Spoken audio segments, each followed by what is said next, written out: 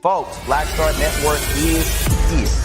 Oh, no punches! I'm real revolutionary right now. Support this man, Black Media. He makes sure that our stories are told. Thank you for being the voice of Black America, Roland. Stay black. I love y'all. All momentum we have now, we have to keep this going. The video looks phenomenal. See, this difference between Black Star Network and Black-owned media and something like CNN. You can't be Black-owned media and be scared. It's time to be smart. Bring your eyeballs home. You dig?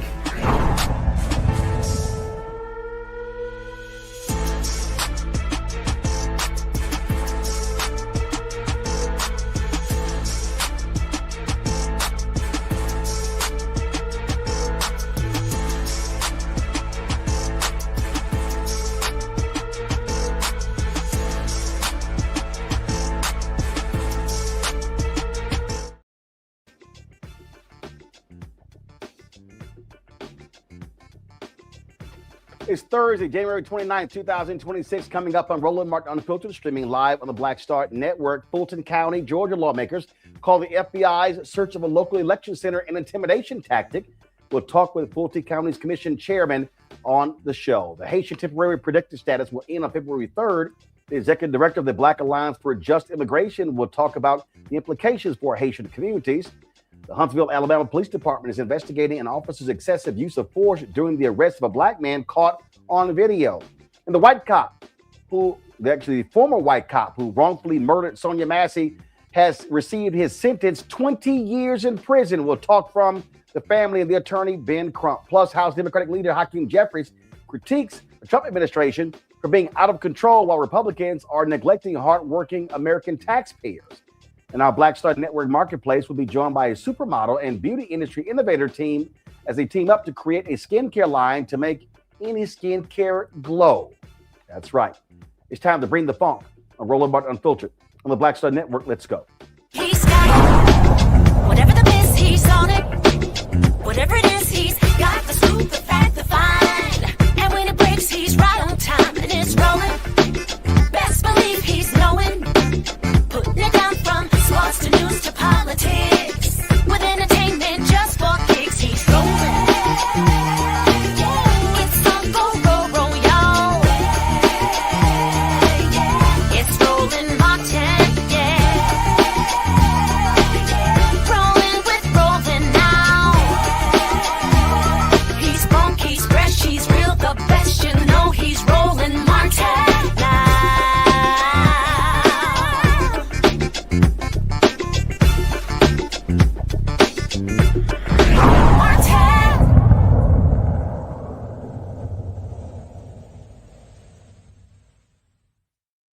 One day after Donald Trump's FBI raided the Fulton County Election Center, lawmakers there are speaking out against this. The FBI conducted a search at the main election facility in Fulton County, which includes the state capital of Atlanta, seeking records related to the 2020 election. During the search, ballot boxes were seized.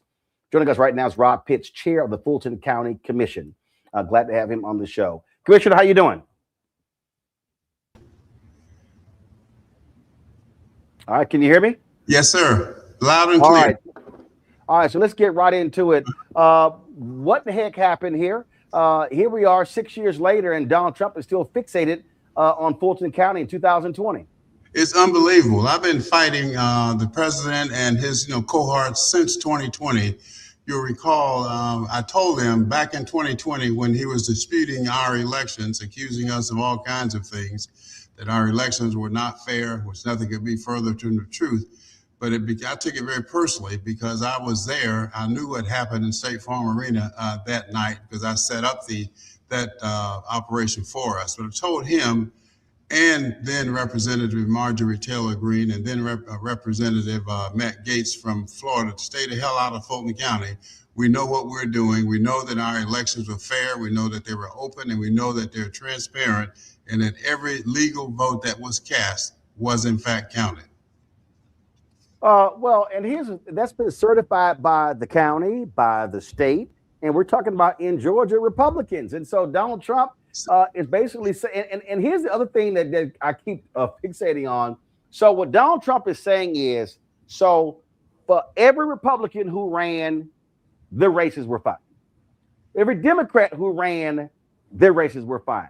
So everybody who was elected all across Georgia and all across America and everybody was on a ballot in Fulton County, whether it was county folk, DA, judges, water district, you name it. Everybody else races were fine. Left out dog catcher. Except his. It makes no sense. I mean, that's what I've been saying. What are they looking for? The 2020 elections are over with. The votes have been counted. They have been counted and counted and counted. They've been audited. They've been reviewed. They've been looked at from top to bottom. They've even been hand counted several times. And the findings are always the same. We get an A+ for the way we conducted that 2020 election. And in fact, we've had 17 elections since then. Every election, high marks. So I'm satisfied, and I can assure all of the voters in Fulton County, Georgia, all of your listeners, that elections in Fulton County under my watch have been fair and will continue to be fair. There's absolutely nothing to worry about. Now, what's so concerning, though, about what happened yesterday, what I'm told is typically we should have received some notice from the FBI that they were coming and what they would be looking for. That did not happen. I'm here in my office about to have lunch, get a call from our elections people that the FBI is here. So I grab our county attorney. We rush down to there, first and foremost, to make sure that our employees were safe. But second of all, to make sure that we would comply with whatever the FBI was looking for, which we did. And what they did, Roland, they confiscated some 700 boxes of presumably ballots and other things related to the 2020 election, loaded them up in their FBI vans and took them to God knows where. We don't know where the ballots are. We don't know who has the ballots. We have no idea what they're doing with the ballots. What I do know is that while they were in the custody of my custody, our clerk of court's custody, they were safe and secure, and we could guarantee that. Once they left Fulton County Election Center last night around 10 o'clock, we have no control and cannot be held responsible for anything. Now, what I'm concerned about, since we're not there, since we don't know where they are, we don't know who has them, what are they going to do with them once they open the boxes up? Do they put more ballots in? Do they find 11,700, whatever that number is that they've been looking for? That's what's of concern to me. But more importantly, since this was so strange and so unusual from a legal point of view, the way this happened, I think this was is just a distraction. And what I'm really concerned about is this a move to try to take over elections in Fulton County in preparation for 2026 elections and 2028 elections? That's I absolutely think that is what's going on here. And not only that, what the hell? So you have the Director of National Intelligence, Tulsi Gabbard. I mean, this was Reuters sent this photo of her. Like, what the hell is she doing there? She is literally America's top spy, head of the Director of National Intelligence. What the hell is she doing there? That was my question. When I heard that she was coming, I said, this is crazy. What is she doing here? Makes no sense. So there's a bigger issue than this. This was just a distraction. And so I'm saying, stay tuned, ladies and gentlemen, but rest assured, we're on top of it. We're going to fight this with everything that we have. We've gotten calls from lawyers from Florida to California volunteering their services to help us fight this because they can see through it as easily as I can. Something is up. And obviously, you already had Republicans in the state who you had to deal with passing rules where they essentially want to be able to take over the Fulton County Elections Board. Republicans have been doing this, trying to, frankly, rig the rules so they are in control of local elections as if, and again, what's crazy is that they throw these allegations out. Look at all these other races. There's so many other races go on and no one alleges voter fraud, but only when it comes to Donald Trump. That's correct. So what's up? What's up? Tell me. Yeah, it makes no sense whatsoever. To your point about them collecting these boxes, yeah, you now don't have any control over it. So when it came to whatever they were taking, did y'all make copies? Do y'all have a backup? Anything along those lines to protect yourself? Great point. We didn't have an opportunity to do so. Typically, I'm told we should have been allowed to make copies of everything that they took, or they could have made copies and given them to us. Nothing happened. Neither of those two things happened. So they're gone. We have no copies. Don't even know what they took, other than we know that they took 700 boxes that contain information related to the 2020 elections. Real quick here, I got my panel here that want to ask, give them a chance to ask you a question. First and foremost, Reese Colbert, host of the Reese Colbert Show, Sirius XM Radio. Reese, go. Thank you for being here. My question is, did they take anything related to the 2024 election when Donald Trump actually won Georgia, reportedly won, or was this just limited to 2020? Only the 2020 elections, as I understand it. And see, I was not even allowed in there as chairman of the commission, but our Secretary of Superior Court, she was allowed in, and one other person to observe what they were doing. But again, typically we should have been allowed to take photos or copies of everything that they were taking out, or they could have made copies so that we would know exactly what they took and really why they were taking what they took and what they were doing with them. And where are they? I have no idea as I talk to you this evening. It's a scary, scary, scary situation.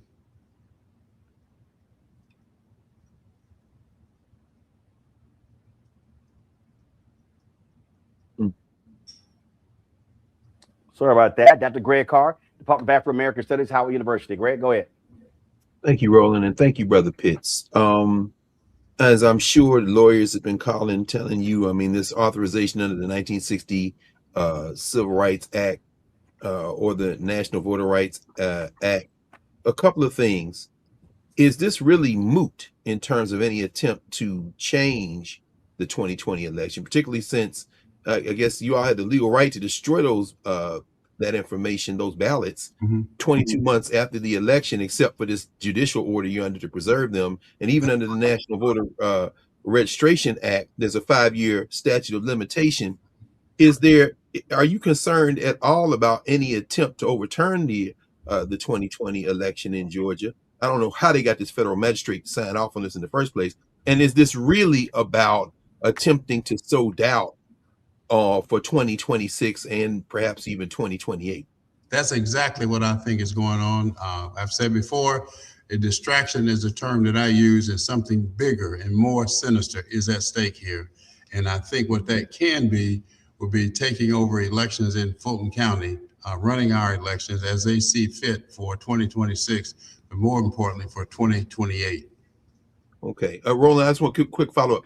There's no constitutional authority for that. I mean, they don't have a path to be able to do that. Do they, Brother Commissioner? I mean, there's no legal authority to take over a state election. Is there in the Constitution? That's what I'm told. And we're following the advice of our, very, very good county attorney who is consulting with others who we want the best minds. We have the best minds supporting her and us in this instance. Thank you, brother. Thank you, Roland. Dr. Nola Haynes, Georgetown University School of Foreign Service. Thank you so much, Commissioner, for reporting out on this very ridiculous and bothersome situation. My question is, I know that you're doing things, like informing the public, coming on, Roland Martin Unfiltered tonight, but what can we do? Like, what will you suggest? Like, what are your top 3 things that you want the general public to know? Because I can tell you, they are going to say they found fraud. They're going to say that, right? Because Trump needs the 2020 election to go his way, even though countless courts have told him it didn't go his way. So he's going to make it go his way. So since we see this coming, what do you suggest? I'm not suggest, but what are your 3 main points that you want us to be out there talking about? I think the people, not only in Fulton County, Georgia, but throughout the country, need to be vigilant, need to be aware of what's going on. Look what's happening in Minnesota. All of this stuff ties in together. I mean, we're into for some some very dark, deep, troubling times in this country. So we need to be vigilant. I mean, the rhetoric is one thing, but what we need to do is to get ready for the elections in 2026, the midterms, and carry that into 2028, because that's the power that we have. The vote is the power that we have. I mean, the rhetoric in the barbershop and the beauty shop is one thing, but we need to be serious, and we need to back candidates who are running for the right reasons and can win, not folk that we went to school with, not fraternity brothers or sorority sisters, but folk who are qualified and have the best interest of our community at heart.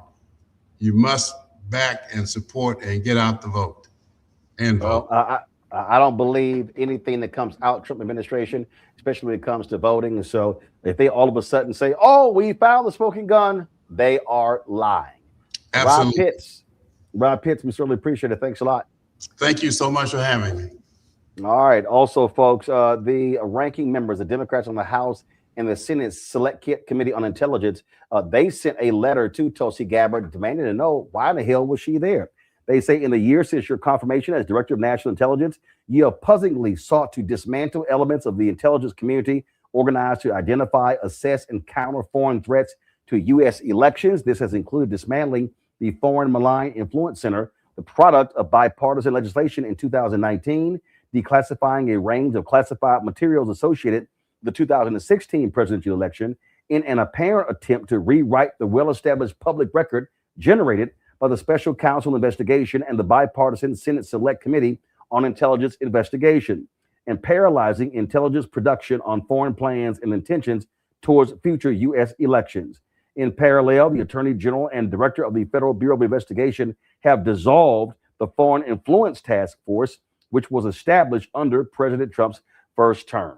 That, of course, that letter was signed by, as I said, the ranking Democrats on the committee. On the House side, Jim Himes, and then on the Senate side, the Vice Chair, Mark Warner, and of course, they CC'd the Republicans, who are the House Chair and the Senate Chair, Rick Crawford and Senator Tom Cotton.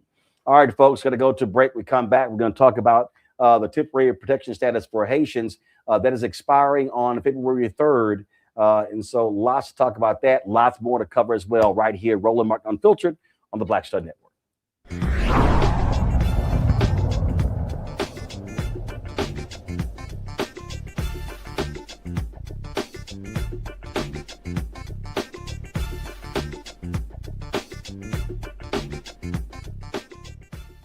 They said the quiet part out loud. Black votes are a threat, so they erased them. After the Supreme Court gutted the Voting Rights Act in 2013, Republican legislatures moved fast. New voter ID laws, polling place shutdowns, purges of black voters from the rolls. Trump's Justice Department didn't stop it, they joined in. In 2018, his DOJ backed Ohio's voter purge system, a scheme that disproportionately erased black voters. Their goal, erase black votes and political power. Yeah, that happened. These are the kinds of stories that we cover every day on Roland Martin Unfiltered. Subscribe on YouTube and download the Black Star Network app. Support fact-based independent journalism that centers African Americans and the issues that matter to our community.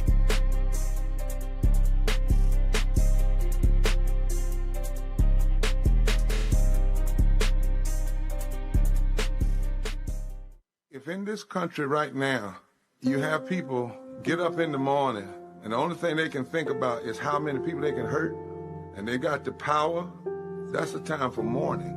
For better or worse, what makes America special, it's that legal system that's supposed to protect minorities from the tyranny of the majority. We are at a point of a moral emergency. We must raise a voice of outrage. We must raise a voice of compassion. And we must raise a voice of unity. We are not in a crisis of party versus party. We are in a crisis of civilization, a human rights crisis, and a crisis of democracy itself. And guess what? You've been chosen to make sure that those that would destroy, those that would hate, don't have the final say, and they don't ultimately win. Hey, I'm Malcolm Lee, and you're watching the Black Star Network.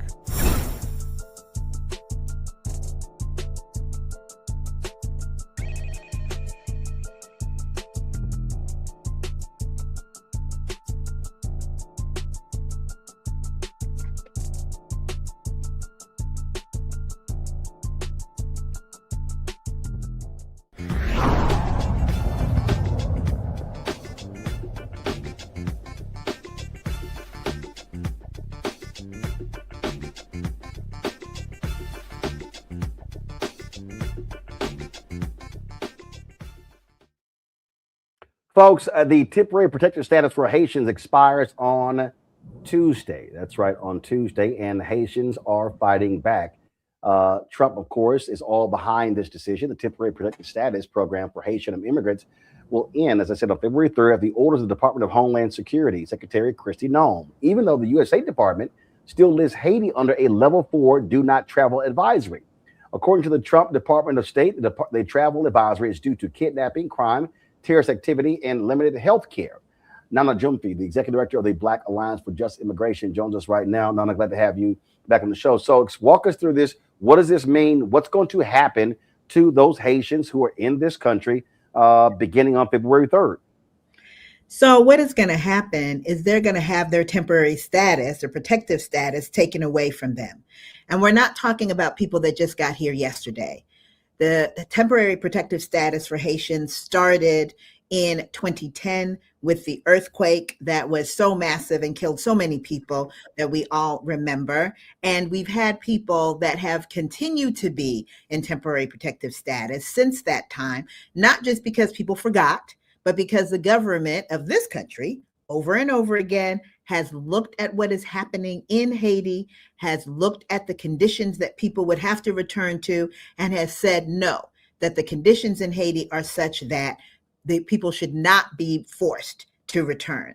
What we have happening now with this administration is, of course, with their focus on their anti-Blackness when it comes to immigration and their particular hatred for Haitians, is that they tried to stop it early. So it was supposed to end in February of this year, and they tried to stop it in August. The lawsuits were filed, the courts ruled against them, but instead of renewing, which they absolutely should, because the conditions in Haiti have gotten worse, not better, they have decided, this regime, that they're not going to renew it, that they're not going to extend it. And so, but between February 3rd and March 3rd, those that are under protective status that are Haitian either have to leave, find a way to adjust their status, or they're suddenly going to become undocumented people with all that means after so many years in this country. This here is a summary from the federalregister.gov, and it says right here, after reviewing country conditions and consulting with appropriate U.S. government agencies, the Secretary, this is ICE Barbie Kristi Noem, determined that Haiti no longer meets the conditions for the designation for temporary protected status. And it says the Secretary, therefore, is newly terminating the temporary protected status designation of Haiti as required by statute. So does that mean that and it says right here, the time right here, it says right here, the designation is terminated effective at 11:59 p.m. local time on February 3rd. Does that mean that, let's say the next day, February 4th, that ICE can literally grab Haitians and begin to deport them? That is what they will do. I mean, people do have the capacity to try to adjust their status. Some are in the process of doing that now. Some, because it's so difficult to adjust your status, like it's so restrictive, are not going to be able to do that. And yes, we expect that this regime will send out the body snatchers. We know that there are certain parts of this country where they are great concentrations of Haitians. They're all over the country, but particularly Miami, right? In Florida, areas in New York City and New York, in Boston, right? So we know that there are certain places where we have higher concentrations, and we can expect that in those places, the body snatchers, which include ICE, federal agents, and the mass mercenaries, are going to be hitting Haitian neighborhoods and are going to be grabbing folks, regardless of their status, actually, in using this ending of temporary protected status as the excuse. It's very disturbing. This is from a media outlet in Ohio. First of all, it says some 330,000 Haitians live in the United States. About 30,000 here live in Ohio. And it says, and then, of course, 12,000 to 15,000 live in Springfield. This individual with the Haitian Support Center in Springfield said folks there are fearful. They came here just to work and send their kids to school and be here peacefully. All of a sudden, they find themselves in another scenario where they're not accepted. They are panicked, and the worst thing is that they can't even plan their lives for 3 months down the road. And so also it says that if they have a pending asylum application, they have the right to apply for work authorization and to not be removed while they're waiting for the application to be pending. That latter part is true, but we just have to remember that this regime doesn't care. I mean, yes, we're talking about what the rules are, right, Martin? But we already know, Roland, we already know that is not how this regime operates. And so with Baji, there's a couple of things that we're looking at. Number one is to make sure that people are clear about what their rights are, about what they may be able to do to adjust. And of course, if they're putting in asylum claims or other ways to adjust, wonderful. We also understand, though, that we need some permanent solutions. And, there are people that are throwing down in the courts, which is fabulous, and we'll see how that goes. There are people that are begging the administration and doing sign-on letters to, dear President Trump regime letters, and that's wonderful. And we know that there's some people that need to do that. Like, everyone's got to get in their lane. That, that's not a Baji thing, but I understand that that's the thing that some people, they're desperate and they're trying to make it happen. And then there's other folks, such as Baji, that are saying we really need permanent protections. If you recall, there was a lot of work done to get a permanent pathway for Liberians, the Liberian Refugee Immigration Fairness Act, which did produce a pathway for those Liberians who had temporary protective status and the deferred entry of departure, which allowed them to be able to get on a permanent protection stance. And we think that should happen for Haitians, that they too deserve a pathway. We think everyone deserves a pathway, but particularly with so many hundreds of thousands of Haitians whose lives hang in the balance, there should be something that Congress is doing, because we know the regime ain't going to do nothing. I'm gonna go before I go to questions. Also from this particular piece here, and this is the issue: the temporary status ends February 3rd, and Governor Mike DeWine expects ICE to have a 30-day surge in Springfield on February 4th. That means that they are going to be hunting Haitians. Absolutely. That is what they're going to be doing. I mean, they're already doing some of that now, even before the time period, right? They're already are going into Haitian neighborhoods. They already are going by Haitian restaurants. They already are making it clear that, hey, we coming. And so it's really going to be important that the same energy that people are expressing right now, and the same way that they're closing ranks and trying to protect folks in neighborhoods across this country, that same energy exists for the Haitians, right? Because we see how so much of these invasions that have started talking about Black people and targeting Black people, as they did in Minneapolis, right? They went there allegedly targeting Somalis for this fake story of fraud. But at the end of the day, who are we talking about with Minneapolis? Are we talking about Somalis anymore? Are we talking about Black immigrants anymore? No, we're not. And we don't want that to continue. We need to make sure that we, at least in terms of our community, keep lifting up that Black immigrants are the ones that are disproportionately targeted. We are the ones that are being disproportionately detained. And the story can't shift off of us when other people start to become harmed. Questions from the panel. Greg, you first. Thank you, Roland, and thank you, Sister Nana. It's good to see you again.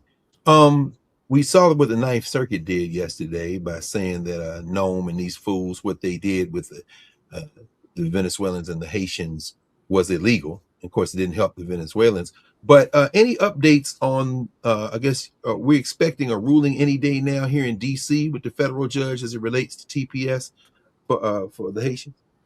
Yeah, people are hoping so. That is the prayer that people have right now.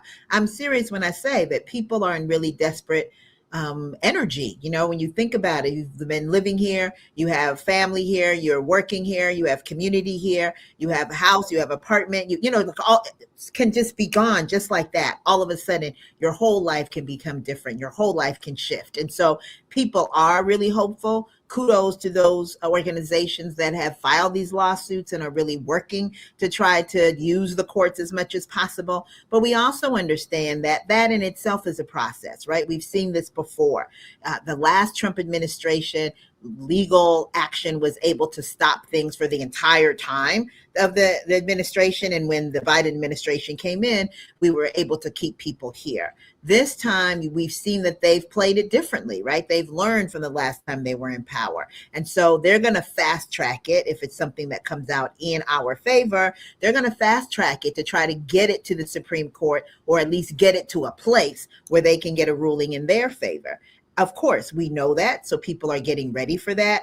The best way that we're going to be able to handle this is to prepare people to keep us safe as much as possible, while we really press on our congressional friends to say, hey, what can we do here to get this permanent protection that folks need? Looking up every 12 months, praying that your protective status continues, that you pay for, mind you. You pay for the application, and whether you get it or not, you still end up having to pay for it. They don't give you your money back.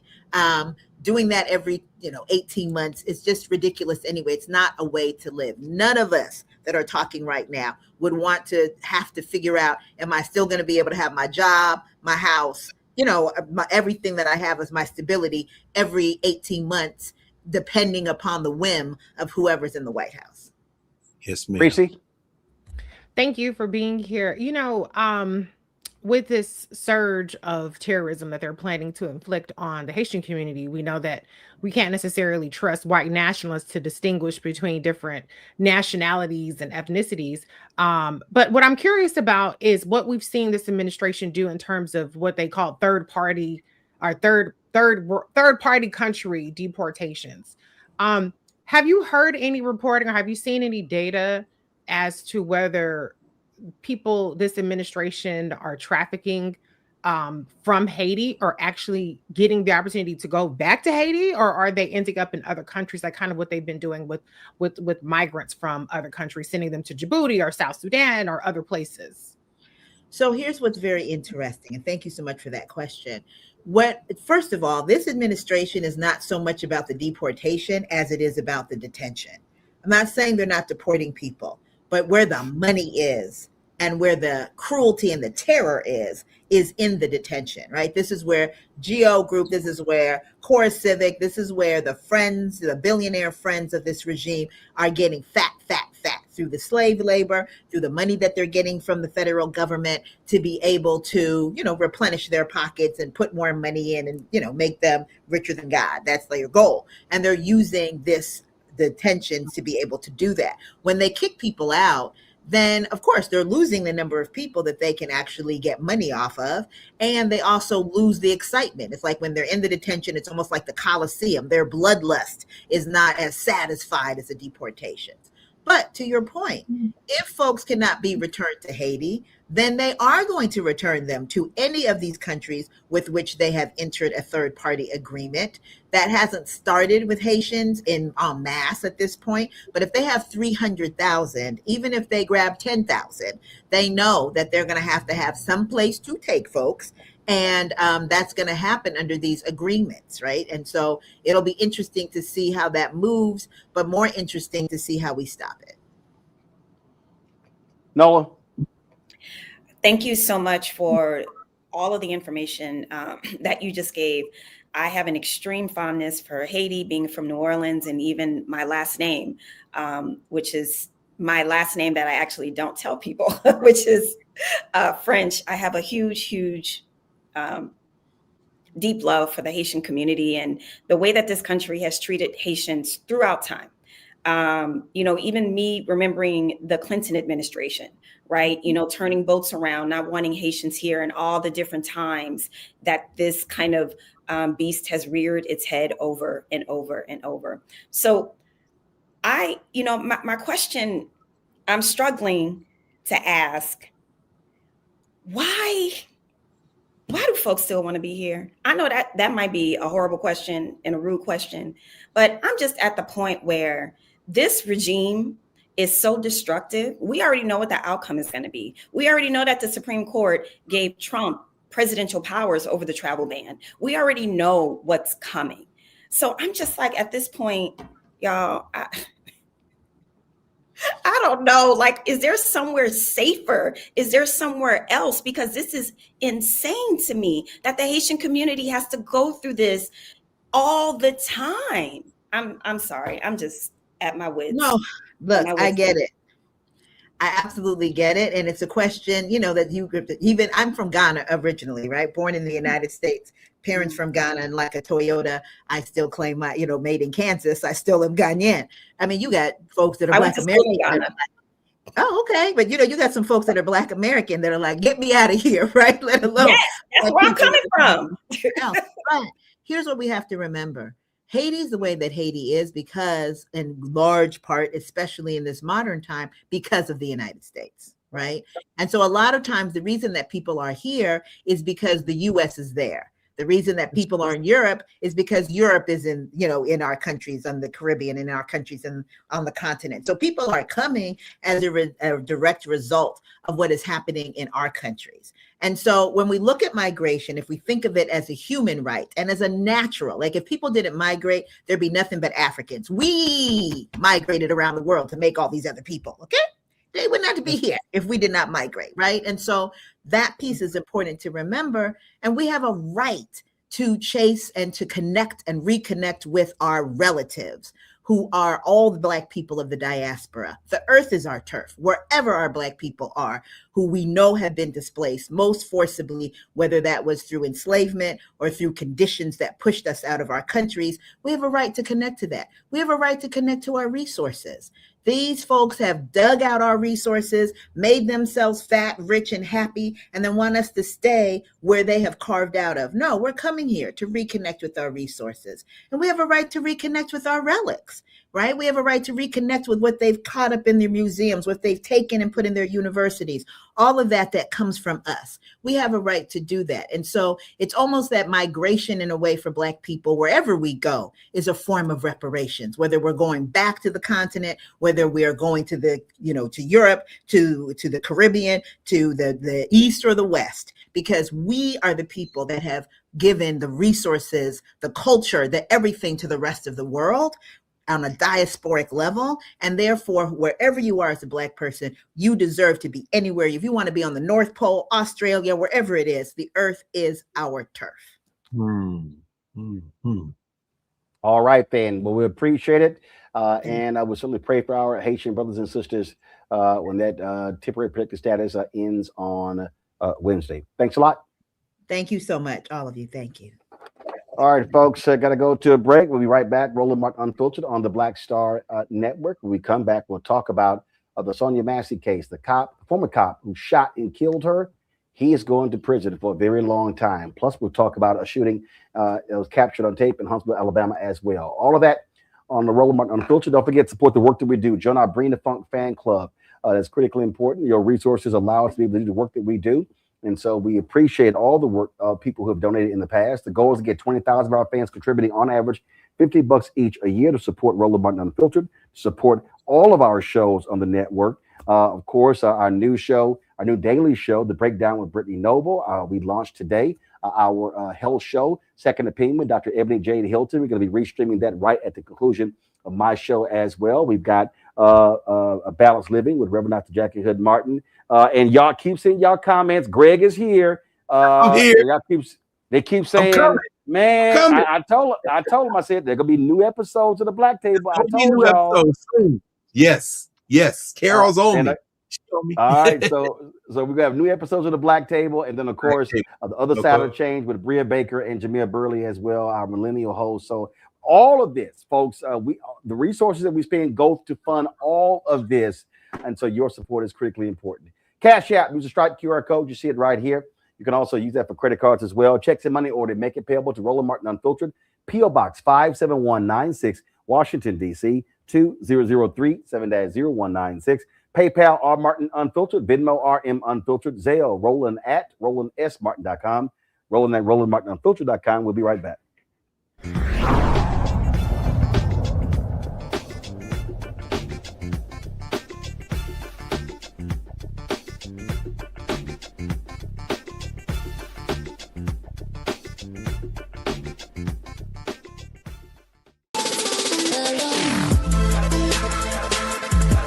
y'all. Welcome to The Other Side of Change, only on the Black Star Network and hosted by myself, Bria Baker, and my good sis, Jamira Burley.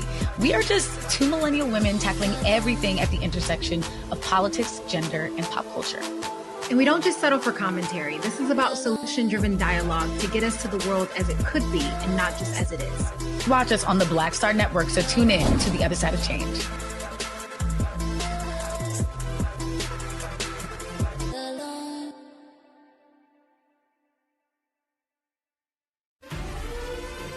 Violent white supremacy is, quote, the most persistent and lethal threat in the homeland. The greatest terrorist threat to the homeland is the homegrown violent restraint, including hate crime committed on behalf of some kind of white supremacist ideology. They are coming after everything in Black America. MAGA and Donald Trump are specifically targeting Black America. They are going after the money. Attack Black Lives Matter. Attack critical race theory, attack woke, DEI. MAGA wants to defund Black America. This is a perfect example of their desire to completely degrade and de-emphasize Black people.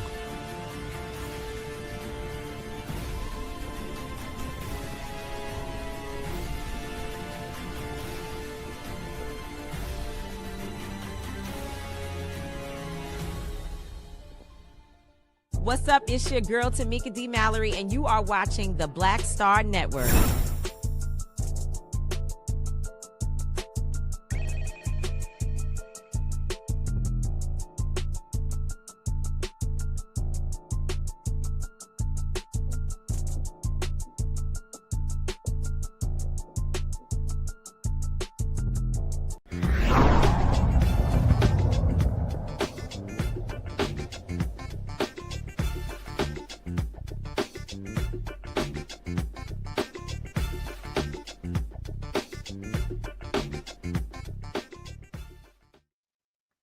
Folks, in Alabama, the Huntsville Police Department is investigating an officer's use of force during an arrest captured on a video last week. January 21st video was shot by a bystander. It captured the arrest of 37-year-old London Harkey. According to the police report, an unnamed HPD officer attempted to pull Harkey, a father of five, over late Wednesday night. After a brief pursuit during which Harkey lost control of the vehicle and crashed, the officer tased Harkey and body slammed him onto the pavement, though he was unarmed and posed no threat. Here is the 42-second video of what took place after Harkey was on the ground with the cop on top of him. Just a warning, this video is quite disturbing.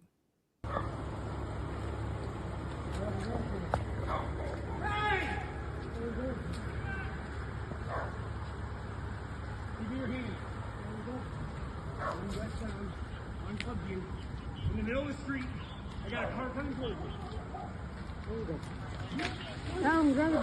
Give me your hand. Give me your hand. What the fuck? Hands behind your back. Oh shit. Put your hands behind your back. Oh fuck. Oh fuck. Oh my god. What the fuck? What the fuck? Folks, Harkey said additional officers pepper sprayed him while covering his face, restricting his breathing. He passed out in the back of a police cruiser and later regained consciousness at a hospital. Here's what his face looks like after the beating. Harkey has retained National Civil Rights Attorney Harry Daniels, along with attorneys Roderick Van Daniel and Gerald Griggs. We'll certainly keep an eye on this case. Folks, one of the stories that we have been looking at is that of Sean Grayson, the former white deputy sheriff in Illinois, who shot and killed Sonya Massey. This, of course, was a tremendous story. It went all across the country. And one of the things that it also did, and we're going to be talking with a Massey family member and attorney Ben Crump shortly. One of the things that this story also did, this case did, it also led to the change of laws there in Illinois. And that's something that often is not talked about. We saw this with the Breonna Taylor killing in Louisville, Kentucky as well. And when Ben Crump and I, we've had those conversations, and we'll talk about it when we get him on. We're pulling him up very soon. He talked about how it can't just be financial settlements. It's also how do you make changes to the law as well? And so I'm going to go to my panel on that. And I'll start with you, Greg. That's critically important because, a lot of people out there, it's amazing. I see these people who are critical of Trump, who are critical of Harry Daniels and others. I mean, all these guys doing is just making money off these cases. Well, first of all, they can't prosecute cases. They're defense attorneys. Their job is to represent the interests of the family. And they can't force a DA to bring a case. And so their job is to raise the attention and the consciousness to actually get some justice. And then they can pursue civil trials as well, or a civil suit. And you typically see those settlements. But the thing that I think is important is when you look at a lot of these cases, how they are impacting procedures, impacting city laws, state laws in these different shootings. And that has been a strategy that these lawyers have been taking, saying we don't just want to deliver a financial settlement to the family. We want to make sure that this doesn't happen to a future family. That's right, Roland. And how many times, countless times, and we'll say it countless more times, will we say this? We have to use every tool in our toolbox, the ballot, the protests, the boycotts, which is becoming increasingly clear, is probably going to be the most effective strategy, particularly as we look at a world that is working overtime to now evade the United States of America and cave the chest in on the U.S. economy. But, I'm reminded of something Malcolm X said in the wake of what happened in Birmingham in 1963. He said, when they were attacking black folk, Kennedy's sitting there with his hands behind his back. But then the minute black folks started getting even, they send in the troops. He said, and Malcolm said, there was no new law. That's important. 5 words. There was no new law. We're at a tipping point now. Bruce Springsteen is releasing songs, and people are in the streets. And the DA in Philadelphia, Larry Krasner, and the sheriff, Sister Bilal, as you reported and talked with, is like, if you come up here, we're going to arrest you. Krasner came out with another strong statement this week. Why am I bringing all that up? We're seeing cracks now. We're at a tipping point. This is a criminal enterprise. I agree with you, Nola. There should be some place that we can go. And they've been messing with Haiti so long that, they've tried to destroy Haiti, but Haitians are stronger than that. But as Sister Nana said, the whole earth is where we live. When Ben Crump goes to court, in civil court, he's looking for justice. Now that comes out of our pockets. We're taxpayers. But at the same time, there is no new law needed once the politics changes. While we fight for changes, certainly legislation, but the enforcement of the law on the books may be enough. These federal judges are involved in a war. They're in a war with the MAGA 6, with the white national Supreme Court. At the lower levels, they're fighting a battle to uphold the law that's on the books. This pressure is starting to move this administration, not because they want to move, finally, but because a critical mass of people, it's approaching critical mass. So I agree, we should be trying to get new policies, more effective policies, but we should continue to fight to enforce the law as it is written, beginning with the federal Constitution. And we're beginning to see some movement on this, I think.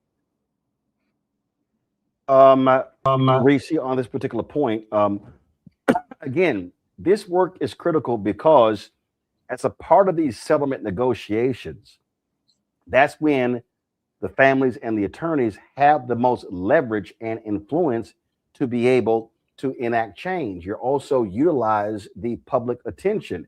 That's what happened in Illinois when a state law was enacted related to this particular case. Yeah, and I think it's really important to point out that this is something that happened at the state level in terms of the charges, because we do not have a federal government that is remotely interested in protecting citizens. People might recall, and you were there in the room, Roland, when Donald Trump was asked at NABJ about Sonya Massey. He didn't say, oh, the woman who was shot in the face by a cop. He said the woman with the water. That's what he said, as though she brought it upon herself when she was clearly murdered. And so this administration wants to see more Graysons not get the maximum sentence on an inadequate charge. The jury acquitted him of first-degree murder, and he was convicted of second-degree murder. Donald Trump wants more Graysons. He wants more of the people who killed Alex Preddy and who killed Renee Good and who are killing people all throughout this country. He just wants them to be able to get away with it and nobody noticed. And I think the tipping point is that people are noticing a lot more. They're noticing because it's not just Black people being gunned down. It's not just Black people being terrorized. It's not just immigrants who are being terrorized.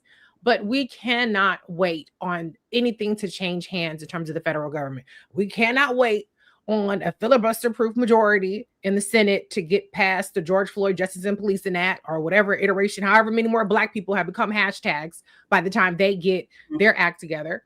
We have to be putting pressure on our state and local governments. And that's what Ben Crump and Sonya Massey's family was able to do. That's what Breonna Taylor's family was able to do, and many other places. So this is where we have the most direct line of influence, where we can exert the most power and we can get the quickest changes to protect ourselves. We're always going to be vulnerable in this system, but at least we can make people think a little bit twice, and at least there could be some consequences. Absolutely. Noah? You know, instead of people talking shit about their tactics, they should really pay attention to the strategy, because this is important in terms of not just getting the W, you know, financially, but also making sure that there is some important outcome.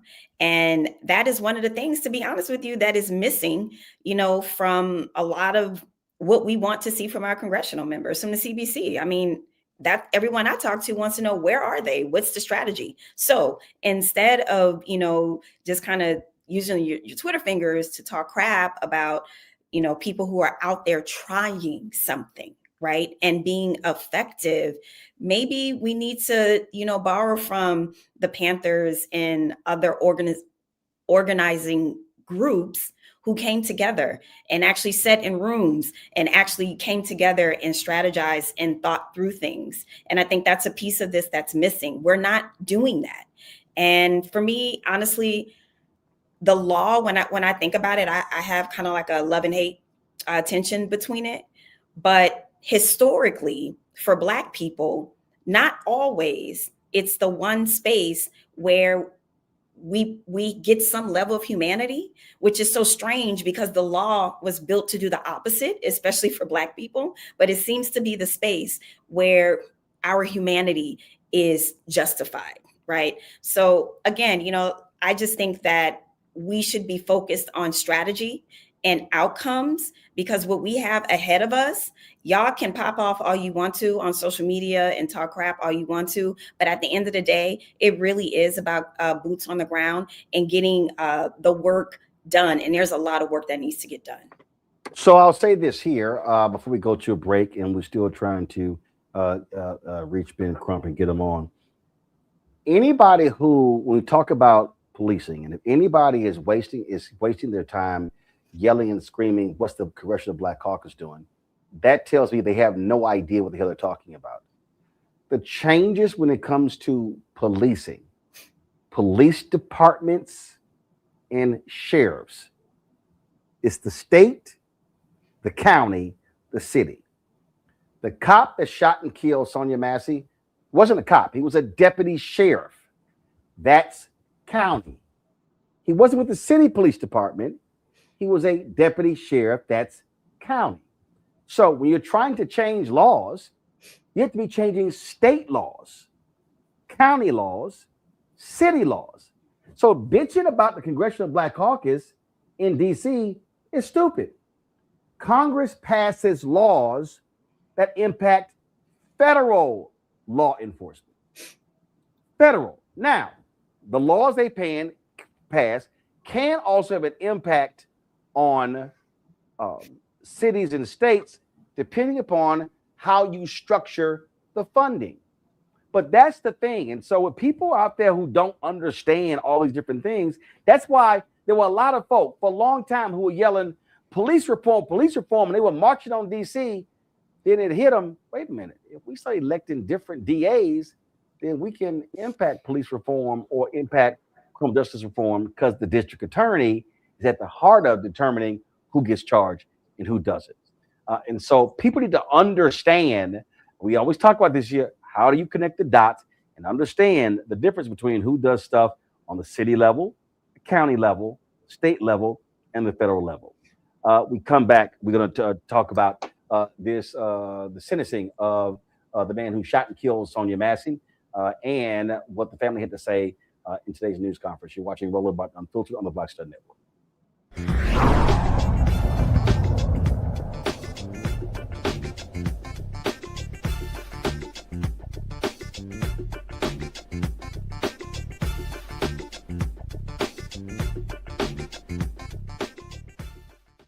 If in this country right now, you have people get up in the morning and the only thing they can think about is how many people they can hurt, and they got the power, that's the time for mourning. For better or worse, what makes America special, it's that legal system that's supposed to protect minorities from the tyranny of the majority. We are at a point of a moral emergency. We must raise a voice of outrage. We must raise a voice of compassion. And we must raise a voice of unity. We are not in a crisis of party versus party. We are in a crisis of civilization, a human rights crisis, and a crisis of democracy itself. And guess what? You've been chosen to make sure that those that would destroy, those that would hate, don't have the final say, and they don't ultimately win. I'm Risa Colbert, and you're watching the Black Star Network.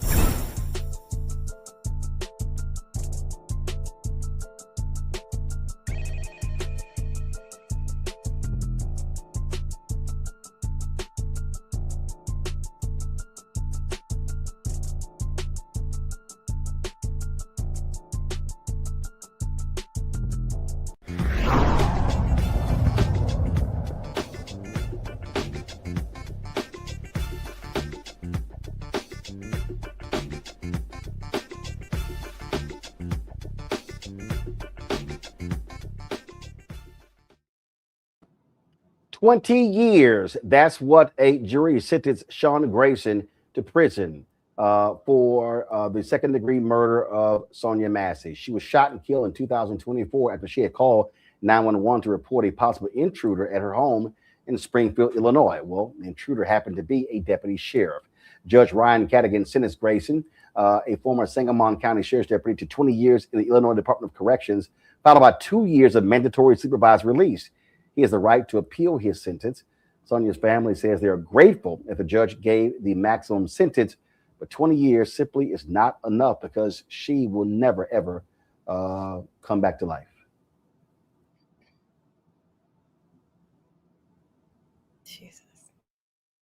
I'm thankful for all the love and support that everybody has came out and shown, and I'm grateful that we got the maximum sentence that we could. 20 years is not enough, but like, they did what they they did what they could do. And we serve an awesome God, because never in the history of these United States has a law enforcement officer been given this kind of sentence, a maximum sentence of 20 years. We don't think that's enough. And the law needs to be changed here in Illinois so that there's something, a greater value placed on second-degree murder here in the state. But right now, I am just overwhelmed with joy. We prayed that this would happen, that he would get the maximum sentence. But we look forward to him being prosecuted federally for violation of Sonya's civil rights. I don't care about who's running this country right now, but I'm going to let you know that as her dad, I want him prosecuted federally too, so that when his sentence is up here in the state of Illinois, he can begin his federal sentence in the federal penitentiary. I just want to thank everybody for the support, even the media. Thank you for letting everybody get our story out and for believing in us. And I want to thank the judge, and I'm so grateful to get the full extent of the sentence. Folks, this, of course, is, I will say shocking, because when you think about when police officers, deputy sheriffs, and others have been sentenced in the past, it wasn't 20 years in prison. The officer in the Laquan McDonald case, I think that was 7, didn't serve all of his term.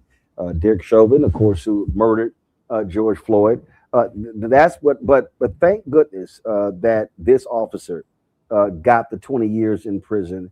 And no, the reality is it doesn't bring back their loved one. But it is important that future law enforcement realize act a fool, do something stupid in Illinois, do something what this man did with Sonya Massey, and you could be sitting your behind in a state prison for 2 decades. Absolutely. Like I said earlier, outcomes matter. And this is an important outcome. And no, 20 years is not a good exchange for the loss, for someone taking someone else's life. But 20 years is also substantial, right? Especially when we are talking about a situation that we see over and over and over on this show. And the clip that you showed earlier, Roland, with the beating of the young man, like that literally took my breath away. That was the first time that I saw it. And keeping that image in mind with this man sentenced to 20 years, like, that's profound. And that is something that Black folks in this country need to see and need to understand. It's strange to say it's a win. It's not a win because, like you said, she's not going to ever come back. But that is something that we need to see, that people being beaten and being killed, and we're just dying and being taken out of the country and detained, that our lives mean something, that 20 years means a precedent is set, right? Reese, your reaction? Sorry, I had to go to the bathroom. My reaction to what? To the sentencing? Well, we don't have to know that. Well, I couldn't think of a lie. Sorry. My bad. I ain't mad. Let me get back to my potato chips. Wait, what were we talking about? I'm sorry, y'all. Look, I'm gonna keep it real. What happened? What am I doing? I couldn't play it off. Sorry. What's up? What we talking about? The sentencing? Yes. Okay. Yeah. Well, first of all, I'm happy that he got the maximum for the charge that he was convicted of. There's that, but it really did piss me off what he said about he acted unprofessionally. Like, unprofessional is when I go to Outback in my neighborhood and they got a bad attitude and they tell me it's going to take an hour wait, even though the restaurant is empty. That's unprofessional. Killing another human being, that's a way step beyond professional. So unfortunately, I don't think that it sunk in with him, the gravity of what he did to a human being. It maybe have sunk into him the gravity of what it did to his career, but I don't think it sunk into him the gravity of what it did to another human being. So hopefully, whatever portion of that 20 years he spends in jail, people will make it very, very clear the severity of what he did when he took away a human life. Oh, he gon' know, Greg, when Jamal say what's up. He gonna know when he's greeted with the welcoming committee when he heads to prison.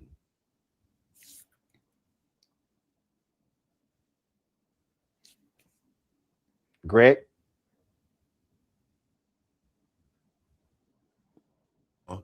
I was muted. There you go. Muted. Okay, I'm here. Thank you, brother. 20 years, 200 years, 2 years, death penalty. To me, it's really less important when we look at the long arc of our struggle here. We were trafficked here. That makes the United States a perpetual crime scene. There will never be justice for our ancestors.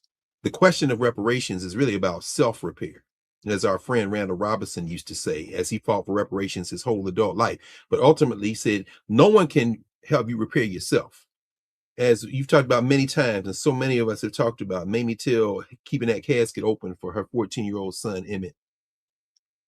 Cecil Price, who with his Klan brothers killed Schwerner Goodman and Cheney. The Bryants, including Carolyn Bryant, who died without getting what she deserved for what she did to Emmett Lewis Till. Those names will be indelible in our history and in our memory. But ultimately, the Cecil Prices and the Carolyn Bryants and the other killers, the unnamed killers who go through history, they have not only shamed themselves and their descendants, they are completely and utterly erased from our common humanity. this circus clown, whether something happens to him in prison or not, joins Derek Chauvin and joins everyone else in the long line of people who can never receive just punishment for what they have done to us. The only thing we can do is learn from these moments and fortify ourselves so that we can prevent this from happening again. It's not going to happen in the short term. But the thing about white nationalism, the thing about white supremacy, the thing about these race soldiers is they will continue doing this until they are stopped. And when it overflows us and hits them, that's when you're going to see it stop. And I think we're going to see a lot of that. I agree with Reese. I agree with everything's been said tonight. There is a sea change right now. Christy Nome, you're under the bus now. Steve Miller, you're under the bus now. But soon you will be going to jail if we do what we need to do. Tulsi Gabbard, they say D&I stands for do not invite. Of course they sent her to Georgia. Why? Because she ain't doing nothing else. They've already cut her throat. Y'all get out there and vote as much as you can. Get past the John Fettermans and the so-called conservative Democrats in the House. You put Benny Thompson as the chair of Homeland Security. Find out how quick the litany of record keeping that we have been told we must keep records. Ro Khanna has been saying this. Keep the records. He said, my granddaddy went to jail for 4 years and he fought the British Empire in India. This ain't no long, this is no short battle. And you keep the records. So when you get in power, what do you always say, Roland? The purpose of power is to use it. We switch these tables and you're going to see some justice to the degree that you can have some, but we got to do our part. Absolutely. All right, folks. Time for Black Star Network headlines with Brittany Noble. Democratic Senator Amy Klobuchar announces her bid for Minnesota governor. She says she's running for governor amid the ongoing immigration crackdown. In the video released, she called for unity across all parties, billing herself as someone who could heal political divisions and willing to find a common ground. Her candidacy comes after the incumbent, Governor Tim Walz, announced that he will not seek re-election, which stems from criticism of his handling of a fraud scandal in the state. Klobuchar, a 4-term senator, reportedly delayed her announcement after federal agents fatally shot Alex Preddy just 2 weeks after they also killed U.S. citizen Renee Good. Newly surfaced legal testimony is raising new questions about the past conduct of Bill Cosby. In the newly obtained deposition tied to a civil lawsuit, Cosby admitted that he obtained prescriptions for a sedative in the 1970s with the intent of giving them to women before sexual encounters. The testimony is connected to a lawsuit from the accuser, Donna Motzinger, who alleges that Cosby drugged and raped her in 1972. Cosby's attorneys have previously argued no unsealed testimony shows he drugged anyone without their consent. And in Virginia, 9 Black women are suing a high-end steakhouse for $5 million. It all comes after a celebratory birthday dinner at Cork and Bull Chop House. The group says they were kicked out of the restaurant after a fight broke out between 2 other women who were not with them. The women say the experience left them very traumatized, with at least one seeking medical care for stress and avoiding dining out altogether. Their attorney says that they are demanding accountability, not just a payout, arguing the incident reflects how Black women are stereotyped as aggressive and disposable in public spaces. Also, new information on unemployment has been released by the Bureau of Labor Statistics. It shows that Black workers face persistently higher unemployment in 2025 compared to other racial groups. The report also links those disparities to federal hiring freezes, rollbacks of diversity and affirmative action policies, and the government shutdown that paused key labor data. By November, Black unemployment rose above 8%, the highest level since August of 2021. Also, a new study published by JAMA Network Open shows that discrimination shortens the lives in Black communities. Nearly half of the mortality gap between Black and white adults can be traced to the cumulative toll of a lifetime of stress and heightened inflammation. In the study, it shows chronic stress takes a biological toll that shortens lives. 58-year-old Shirley Raines, the mother of 6 and nonprofit founder who devoted her life to caring for people experiencing homelessness, has died. Through her organization, Beauty to the Streets, She became a familiar presence on Skid Row in Los Angeles, where people regularly lined up for her food, hygiene supplies, and beauty services. A 2025 survey found nearly 72,000 people were experiencing homelessness on any given night across Los Angeles County. Roland? All right, folks, don't forget, tune in every noon Eastern to The Breakdown with Brittany Noble right here on the Black Star Network, giving you the latest news and headlines for our new midday show. We kick it off on Monday, and so check it out every single day. Also, beginning today, we launched Second Opinion with Dr. Ebony Jade Hilton, our weekly health show where we center African Americans.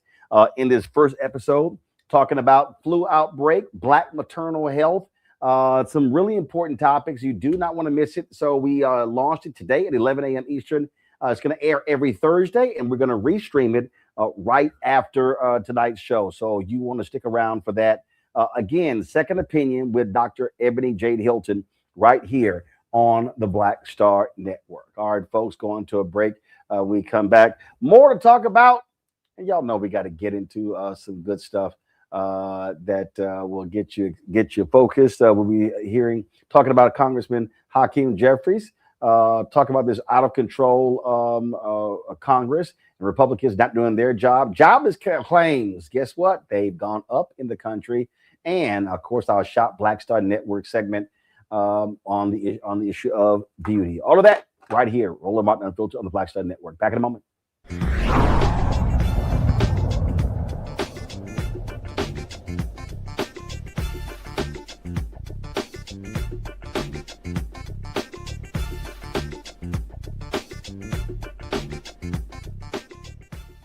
They said the quiet part out loud.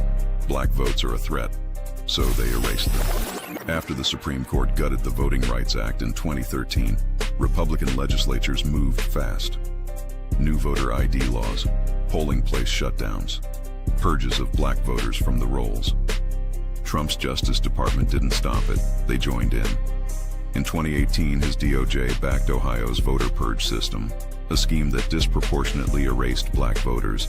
Their goal, erase black votes and political power. Yeah, that happened. These are the kinds of stories that we cover every day on Roland Martin Unfiltered. Subscribe on YouTube and download the Black Star Network app. Support fact-based independent journalism that centers African Americans and the issues that matter to our community.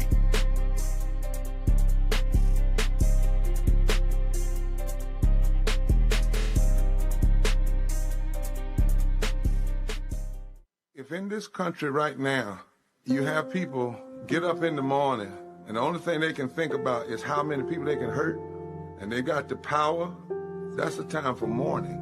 For better or worse, what makes America special, it's that legal system that's supposed to protect minorities from the tyranny of the majority. We are at a point of a moral emergency. We must raise a voice of outrage. We must raise a voice of compassion. And we must raise a voice of unity. We are not in a crisis of party versus party. We are in a crisis of civilization, a human rights crisis, and a crisis of democracy itself. And guess what? You've been chosen to make sure that those that would destroy, those that would hate, don't have the final say, and they don't ultimately win. Hey, I'm Malcolm Lee, and you're watching the Black Star Network.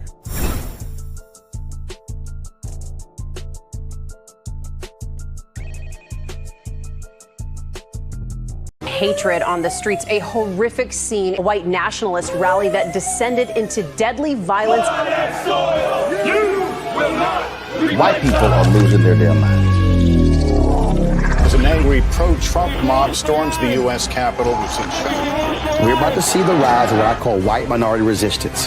We have seen white folks in this country who simply cannot tolerate black folks voting. I think what we're seeing is the inevitable result of violent denial. This is part of American history. Every time that people of color have made progress, whether real or symbolic, there has been what Carol Anderson at Emory University calls white rage as a backlash. This is the rise of the Proud Boys and the Boogaloo Boys. America, there's going to be more of this. Here's all the Proud Boys, guys. This country is getting increasingly racist in its behaviors and its attitudes because of the fear of white people. The fear that they're taking our jobs, they're taking our resources, they're taking our women. This is white fear.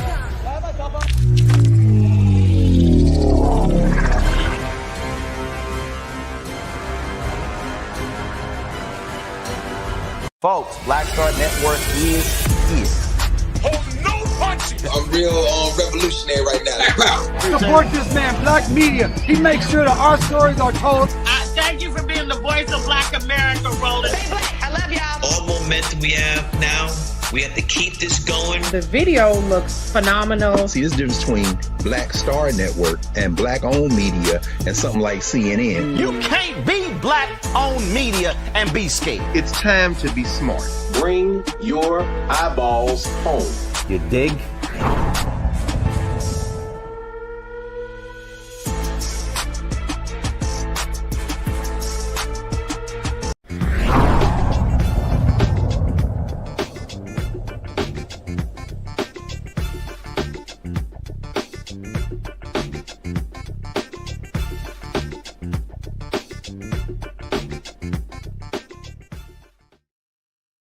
House Democratic Leader Hakeem Jeffries' press conference, where he highlighted how the Trump administration is behaving in an out-of-control manner while Republicans are neglecting their duty to reduce costs to create an economy that benefits hardworking Americans. This is what he said.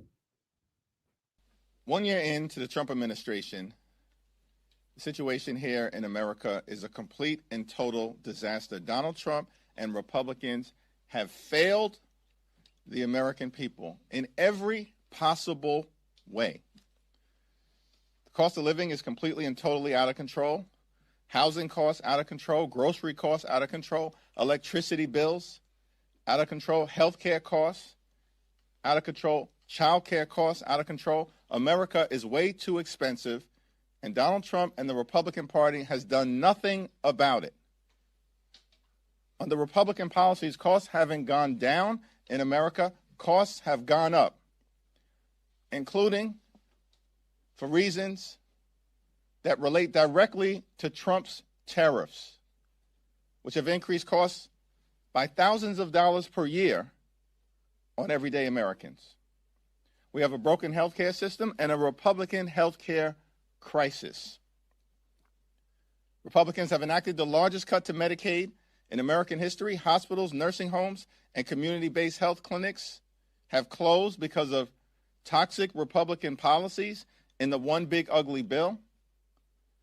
And Republicans in the Senate refuse to extend the Affordable Care Act tax credits, which is going to skyrocket health care costs for tens of millions of Americans who will be unable to afford to go see a doctor when they need one. Donald Trump and Republicans promised to cut costs in America. Instead, the Republican Department of Homeland Security is cutting down American lives in cold blood. It's completely and totally unacceptable. Taxpayer dollars should be used to make life more affordable for the American people, not brutalize everyday Americans or kill American citizens. But that's exactly what's happening right now in the United States of America, which is why dramatic change is needed with the Department of Homeland Security before any appropriations bill related to ICE or CBP proceeds. That's the Democratic position, because that's the position of the American people. Well, speaking of that bill, I was just looking at a clip here, and they are. First of all, folks, let's get my audio straight. We are getting this echo here. But one of the things that I think is hilarious is that one,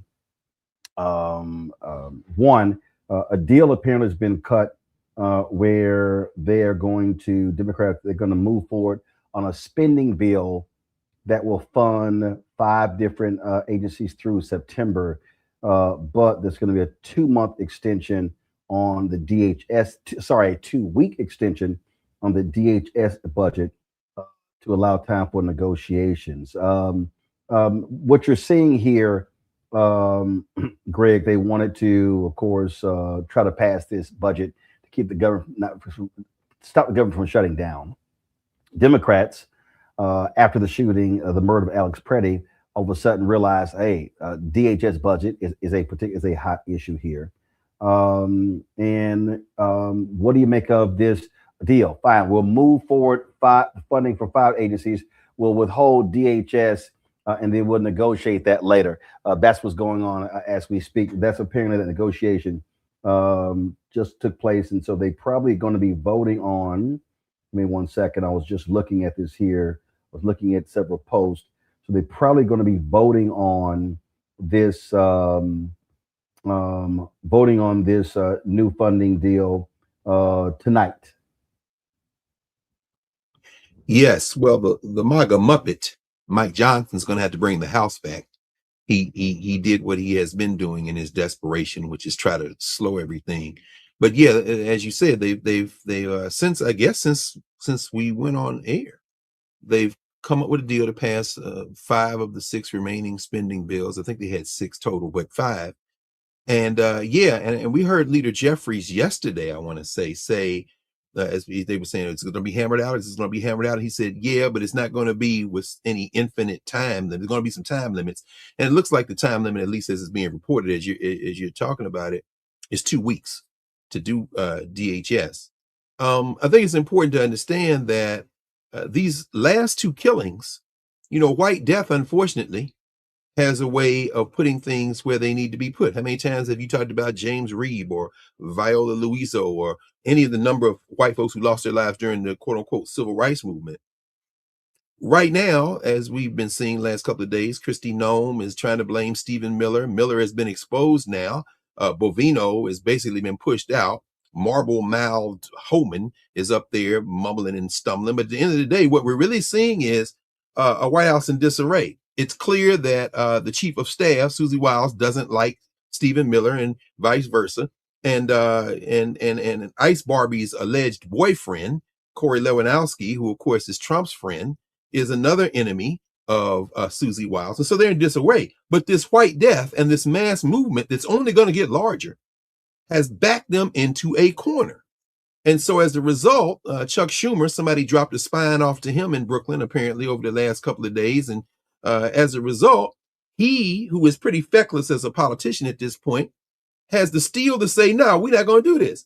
If they had shut the government down, we know because of what they packed into that bullshit bill last year, that it wouldn't have really impacted ICE or Border Patrol because they have billions of dollars in there for just this kind of situation. However, finally, this is a moment when the Democrats look positioned to press the advantage. And if they get any kind of concession 2 weeks from now or in the next couple of weeks, it's going to feed the momentum. They don't need a John Fetterman. They don't need a blue dog Democrat. Some of those Republicans like Susan Collins and others are terrified because the people are moving against these fascists at this point. So I would take this as a victory and continue to press on.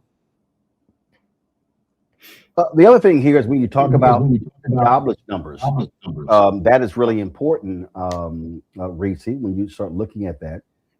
You're talking about 209,000, and the numbers don't look great. These folks are sitting here claiming, oh my God, the economy is just going to be booming in 2026, this golden era. Well, this right here, this chart tells you right here, look at that. It's down from December 6th, but when you talk about jobless claims, that's obviously way higher than what you saw take place during Biden-Harris. And, this is one of those things where, frankly, Democrats are going to have to learn how to properly message, because the data doesn't lie.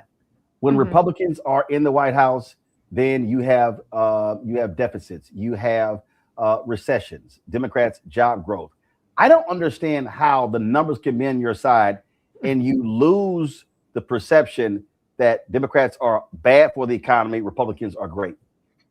Yeah, because they still talk about egg prices. Like, that's old news. People ain't got no fucking job. Okay, you can't get a new job. You can't leave your shitty job. You got to go back into the office. You can't sell your house. You can't buy a house. You can't afford shit. That's really what people are experiencing.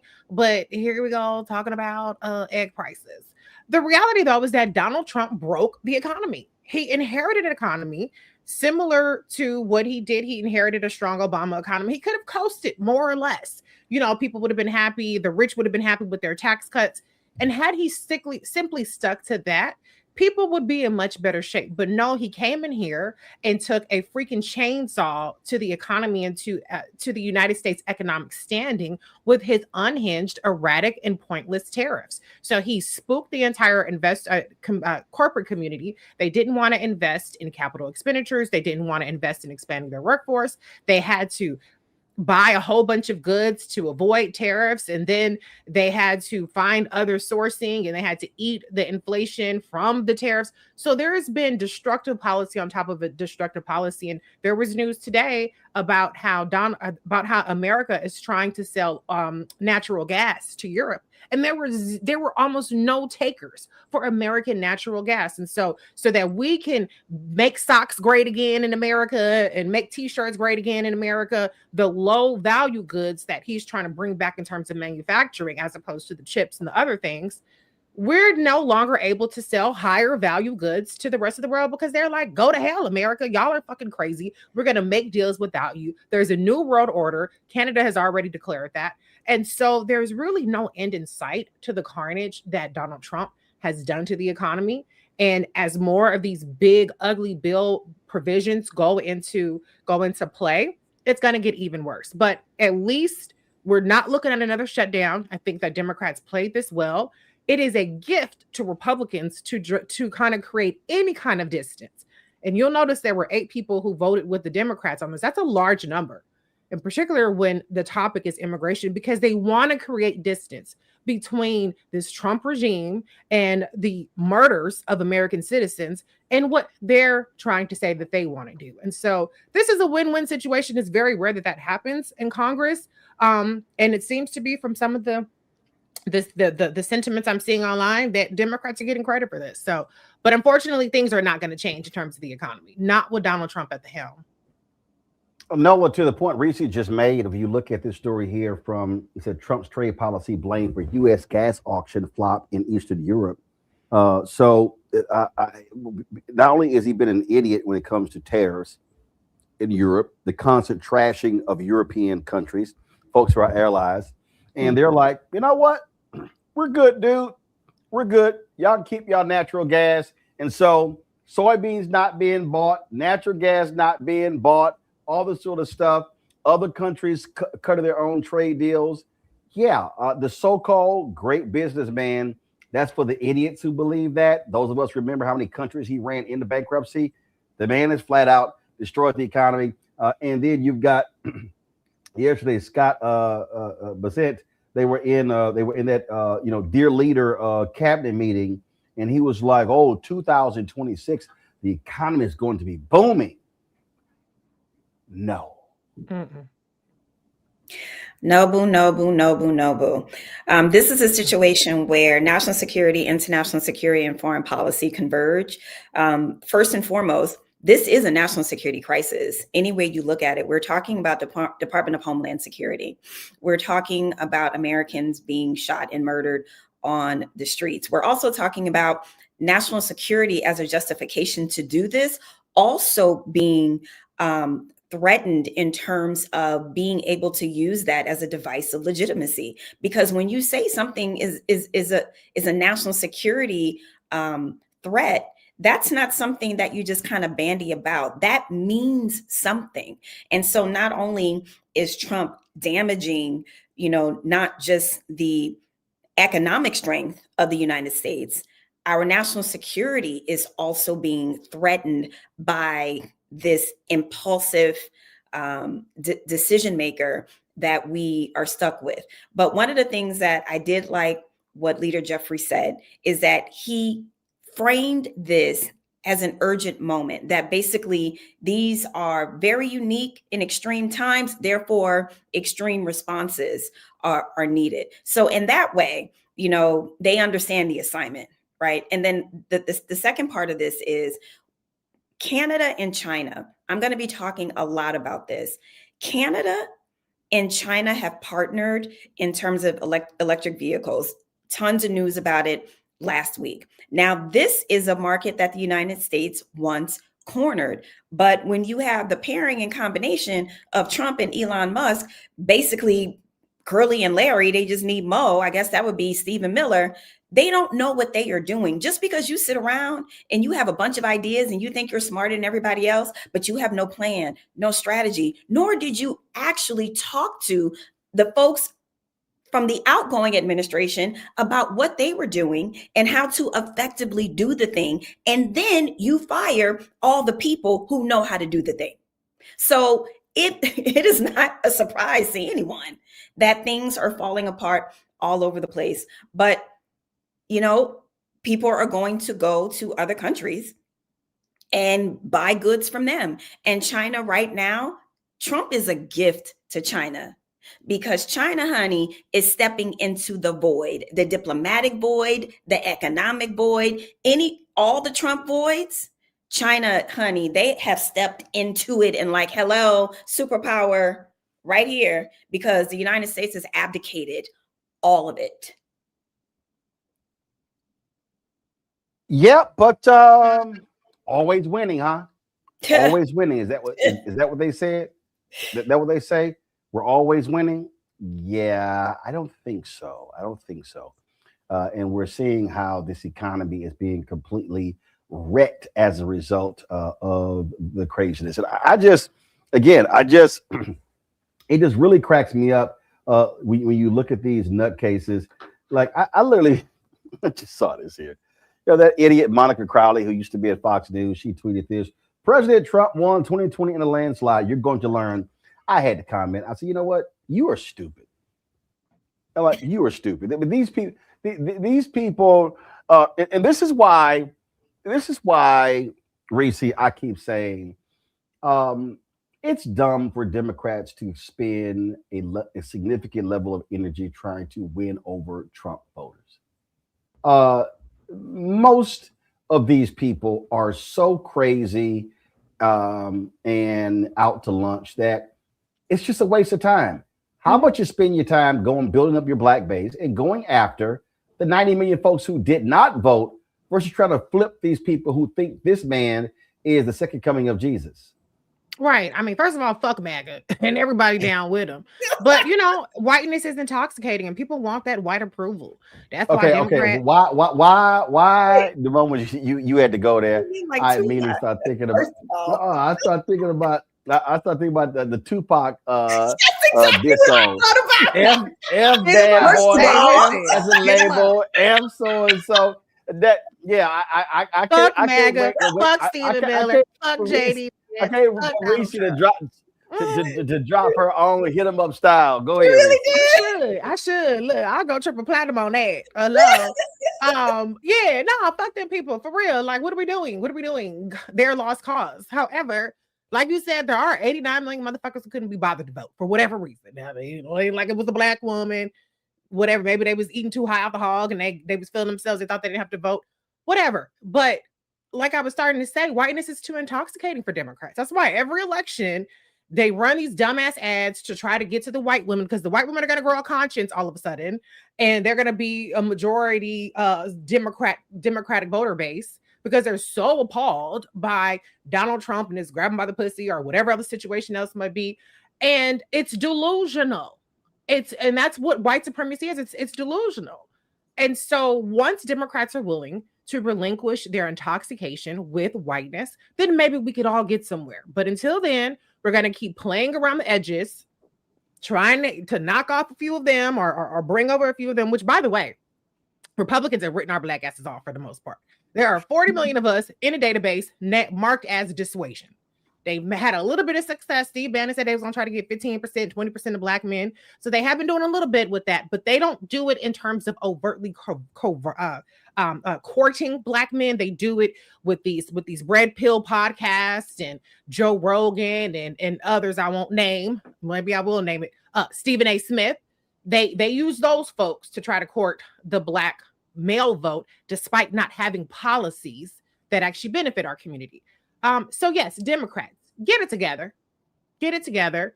You are so afraid of scaring off the white voters that you have by overtly courting black voters or different demographics, that you're not doing enough to build that credibility with our voters and to build that energy.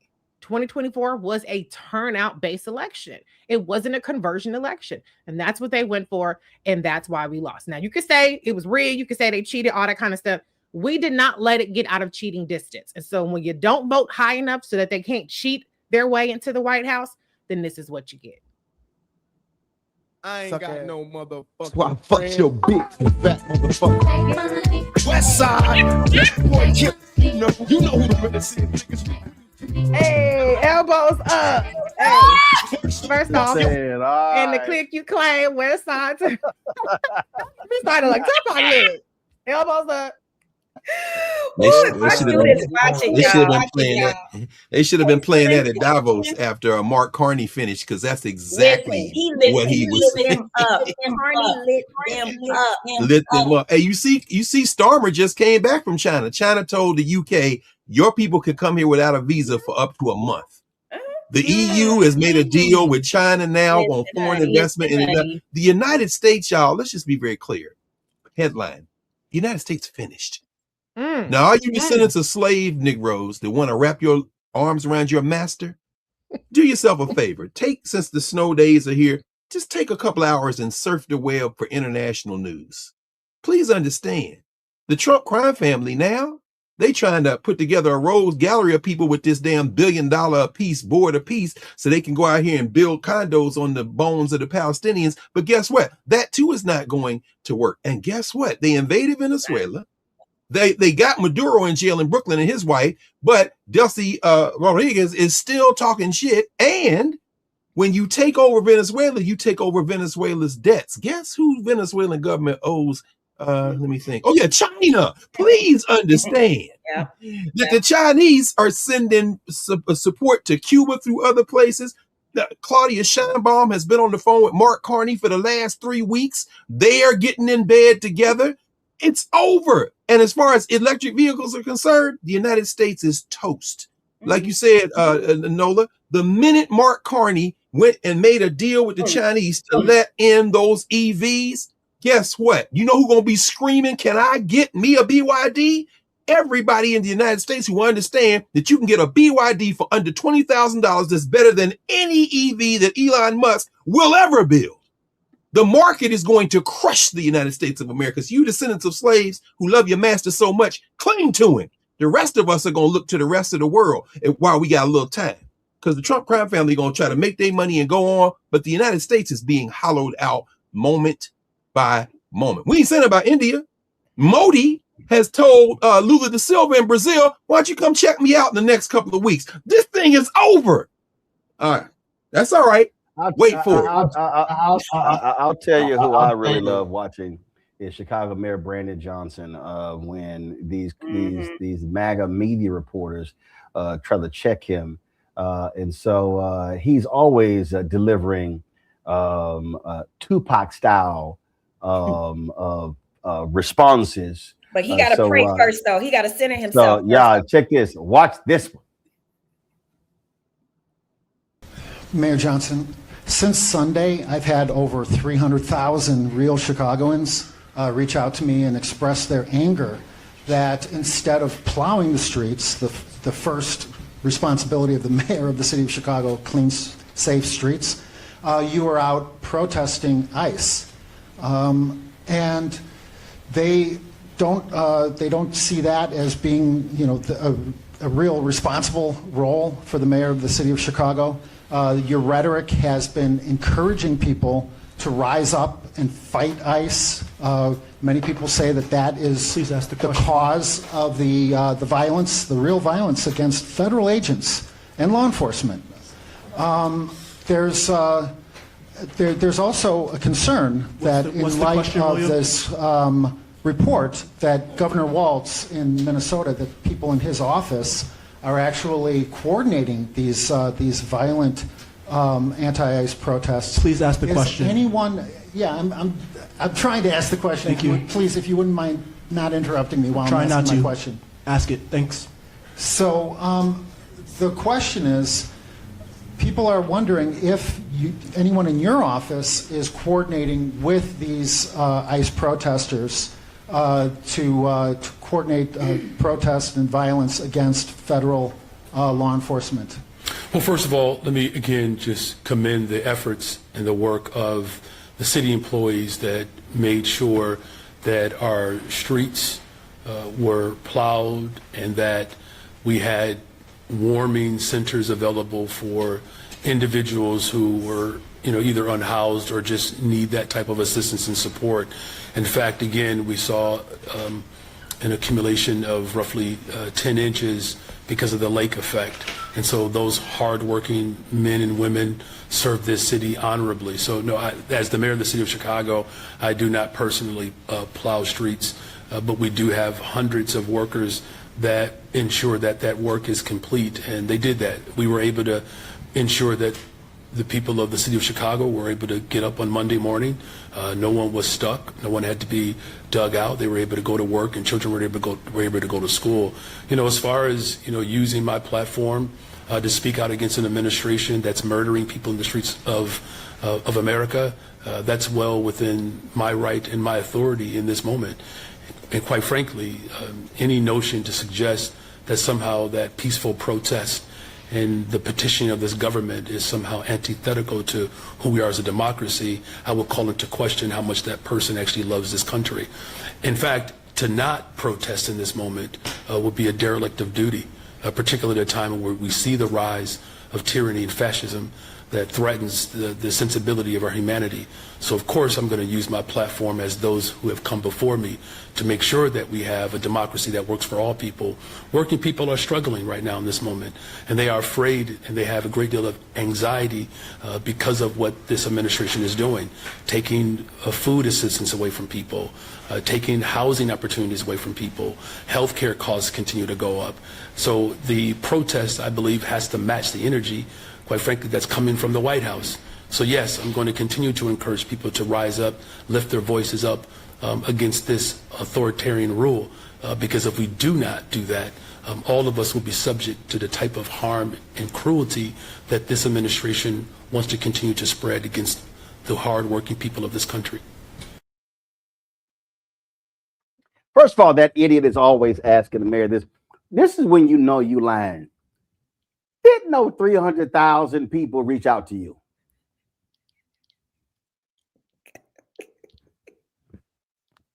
So you trying to convince us that 300,000 Chicagoans reached out to your MAGA ass. In fact, in a previous clip we played, they just straight up clowned his ass. They were like, oh my God, 300,000 people reached out to you. Do you realize that what your ratings would be if that's actually the case? They clowned his ass. And so that's the kind of fools that the mayor has to deal with all the time. I mean, y'all, we literally just I'm telling you, MAGA folk are stupid. I mean, I listen, I've known Republicans and Democrats all my life. These people are a certain class of stupid. I mean, they are in a whole different level of stupid in terms of the stuff that just come out of their mouths. It just really just makes no sense whatsoever. So, Mayor Johnson, keep clapping back, keep letting them know. And I listen. I every time I see one of these news conferences of Mayor Brandon Johnson, I think back to that Richard Pryor skit when he was president and having to respond to some of these fools. I don't know if y'all Nah, I see Reese and Greg shaking their head. I don't think Nola would know what I'm talking about. Nola, you know what we're talking about? Have you seen any of any of those clips, Nola? Yes, I have, Roland. Oh, I'm just checking. Because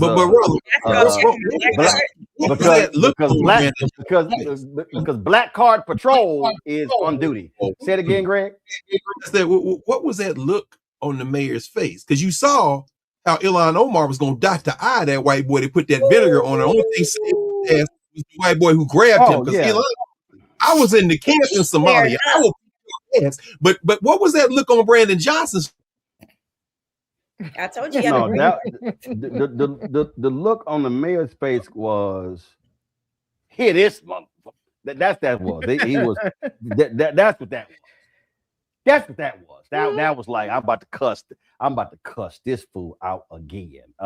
Let me go to a quick break. We're gonna come right back. Shop Black Star Network, our marketplace segment. So we'll be right back.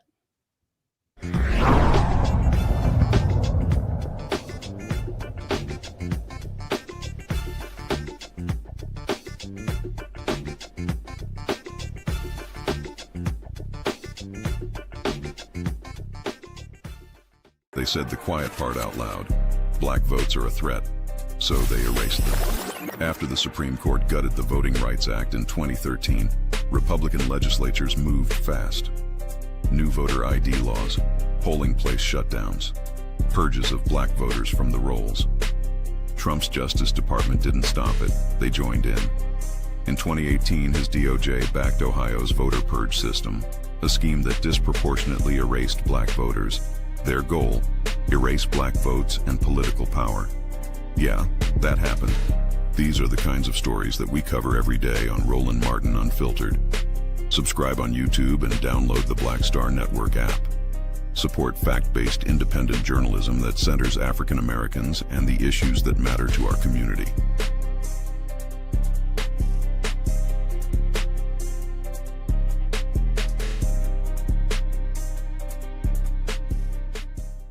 If in this country right now, you have people get up in the morning and the only thing they can think about is how many people they can hurt, and they got the power, that's the time for mourning.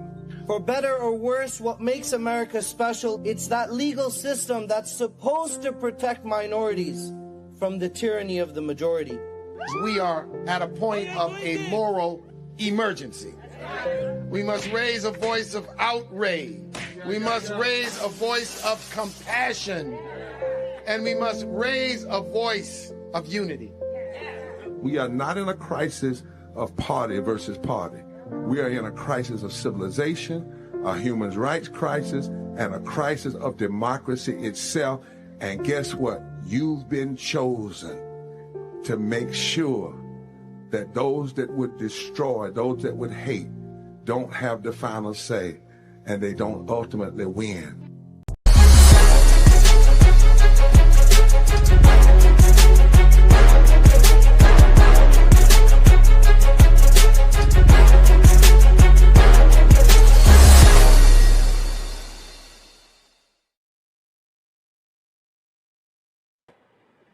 All right, folks, what do you get when a beauty industry innovator teams up with a supermodel? Well, you received Glowissima, a skincare collection that celebrates the evolving beauty needs of women of color through clean and effective formulations. Dana Hill Robinson and Cynthia Bailey join us right now. Hey, how y'all doing? Hey, Martin, how are you? What's happening? Glad to see both of y'all here. All right, always good to see you. How did this come together? I can't hear you. You can't hear? I can't hear. You can't hear me either? All right. I can hear you, but I can't hear Roland. Cynthia, we can hear you. We can't hear Dana. Dana, I can hear you. I cannot hear. Cynthia, can you hear Dana? I can hear everybody. All right, so we got all of that. Can't hear. All right, so Keenan, work with Dana, and I'll talk to Cynthia. We'll figure it out. All right, Cynthia, how did this collab start? Where did it begin? Okay, so Dana and I go back like 30 years. We knew each other in New York coming up. So we've been friends for a long time. So the friendship started long before the business started. And she is a beauty brand. I am a beauty brand. We've both been in this world for a long time in terms of our career and the things that we do. I was a model. She worked at Vogue, beauty editor, all of the things. And we always wanted to do something like this together. And it was all about timing. It was never the right time. And finally, last year, we finally made it happen. And so y'all got together, y'all said, all right, let's do this. And so who then began to do what? How did y'all begin to put this company together? All right. So once Dana approached me about us doing Glowissima, I pretty much had to say, okay, I'm in. I've always wanted to do this, but I'm going to need you to do some of the heavy lifting. So that means like a lot of the grunt work. I mean, I hate to say it, but she kind of had to carry a lot of that stuff, all of the Zooms, our products, all of the ingredients come from New Zealand. It was like a long process, and we didn't want to just throw something out there because I'm on TV and because of her experience. We really wanted to make sure we came up with 2 products, and these are the 2 products that we have right here that actually really work. We tested these products for about 8 months before we popped out, and they work. And anyone, I can't wait to send you some, Roland, as a matter of fact. And here's the great news. Well, I don't know if it's great for Dana, but Dana has super sensitive skin. I do not. So everything would go past me because I don't really have sensitive skin. But Dana was like the true test of what really worked for pretty much everyone. All right, that's cool. So what type of products and how many different products? Dana, can you now hear us? Yes, I can hear you now. Oh, okay. There I am. I was Perfect. like, all right. what's going on? Hi. All right, so we got you. All right, so Yes. how many different products and what type of products do y'all have? So we have this is our Ultimate Radiance Face Cream, which is a deeply nourishing cream that we pair with let me bring this up, the Miracle Elixir Face Oil. So depending on if you have super dry skin or maybe you have a more oily skin, then you can decide on, do you want to combine the 2 together, or do you want to use the cream on its own and then possibly layer the oil on? So it's great because we call this our dynamic duo. So depending on your skin type, it works for everybody. So if you have oily skin, you don't have to be afraid of even of the oil. Because it was formulated to really nourish your skin and feed your skin. So it's going to go deep into your skin without being greasy. All right, cool. Now let's go to my panel. We only got questions. Let's start with Nola. Oh my goodness. So first of all, thank you so much for talking about these products, especially right now when the skin is going through a lot, especially when you live in cold climates like we are here. So my question is, are you going to scale? Like what comes next? What can we look forward to? Sure. So we are working on a cleanser, a serum, an eye cream, and an exfoliator. And also we're working on a body care line. So you can see some new things coming in 2027 or a little bit later this year. Racy. Thank you both for being here. Cynthia, I'm a huge fan of yours, of course. Hi. Thank you. So my question is, okay, so this is a moisturizer and an elixir. Yes. Do you guys have recommendations on how this can kind of integrate with other products? Have you had any partnerships, or are you just saving it for when you guys actually release your exfoliator and your skin cleansing products? Right. Okay. So the beauty of our 2 products is the fact that they actually work well with other products that you already have. So it's not like, no one really uses just one company. Women, we use a lot of different things. And what I love about our cream and our elixir, it goes really well with whatever else works with you. And I mean, we made it easy. I was really determined. Well, I was really focused on keeping it simple to like introduce these products, because I felt like we needed the foundation before we put the house on it.